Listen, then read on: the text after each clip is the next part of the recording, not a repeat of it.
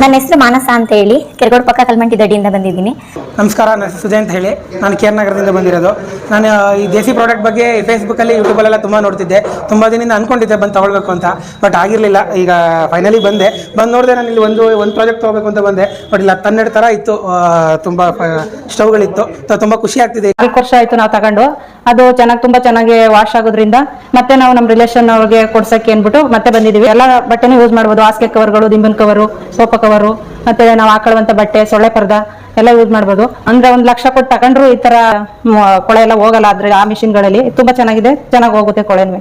ಮನೆ ಪಕ್ಕದವರು washing machine ತಗೊಂಡಿದ್ರು, ಇದನ್ನ use ಮಾಡ್ತಿದ್ರು. ಇದರಲ್ಲಿ ತುಂಬಾ ಚೆನ್ನಾಗಿ ಕೊಳೆ ಹೋಗ್ತಿದ್ರಿಂದ ನಾವು ಬೇರೆ ಕಂಪ್ನಿ ವಾಷಿಂಗ್ ಮಿಷಿನ್ ತಗೋಬೇಕು ಅಂತ ಯೋಚನೆ ಮಾಡಿದ್ದೆ. ಅಲ್ಲಿ ನೋಡಿದ್ರೆ ತುಂಬಾ ಇಷ್ಟ ಆಯ್ತು. ಅದಕ್ಕೆ KM ದೊಡ್ಡಿಗೆ ಬಂದು ತಗೊಂಡು ಹೋಗಕ್ಕೆ ಅಂತ ತಗೊಂಡು ಹೋಗ್ತಾ ಇದ್ದೀನಿ.